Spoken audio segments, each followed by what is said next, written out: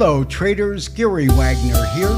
It is 11:50 in Honolulu, 5:50 in New York on Monday, first day of July 2024, and this is the evening report for gold and silver.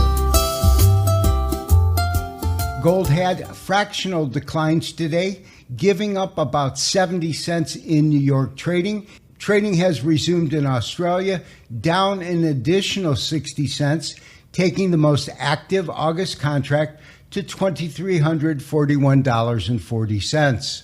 The dollar also declined fractionally, giving up 0.04%, taking the index to 105.837. However, silver did have marginal gains today, trading higher by 5.5 cents, taking the most active July contract to $29.61.5.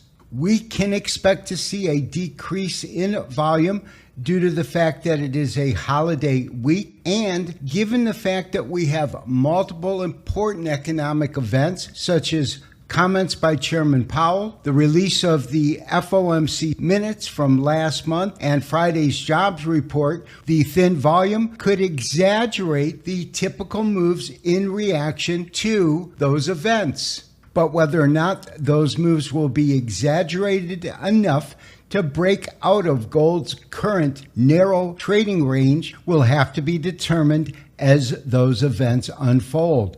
Currently, we have strong support at 2308.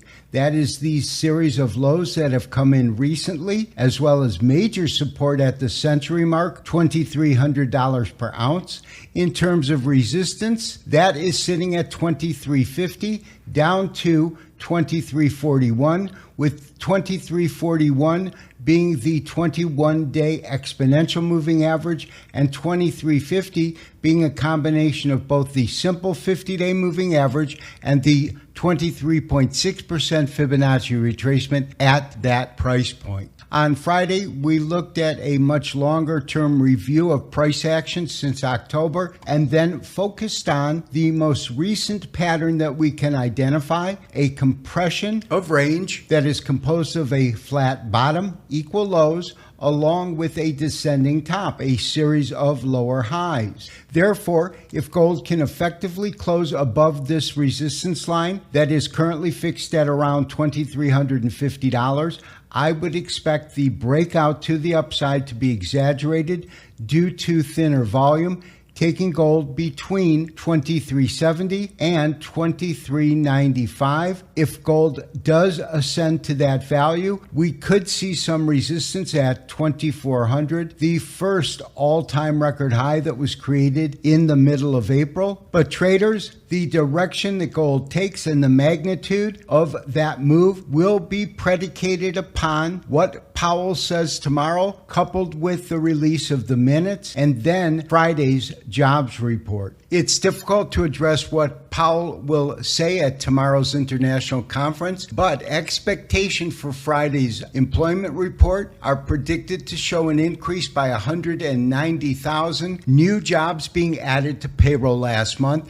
That would be down from the 272,000 in May, and the unemployment rate is expected to come in unchanged at 4%. Also, expectations on average hourly wages are expected to show an increase by 0.3% on the month, which could translate to a 3.9% increase from a year ago. If those forecasts are correct, that will show that the job market is cooling and give the Fed more concrete evidence that a rate cut in September is warranted. And that, of course, would be exceedingly bullish for gold, moving gold to higher pricing, possibly challenging prices between $2,375 and $2,400 per ounce. While gold traded with a descending top, a series of lower highs, and a flat bottom, silver traded with a series of lower highs as well as lower lows, taking silver down to 2906. That was the low that was hit late last week. Following that, We had follow-through buying on Friday as well as today. Currently, silver is trading almost 70 cents off of those lows at $29.73. Silver could easily trade to $30.25 basis the most active July contract before encountering any technical resistance. This has been Gary Wagner wishing you, as always, good trading. We will talk to you tomorrow for the next daily update and review. Bye-bye.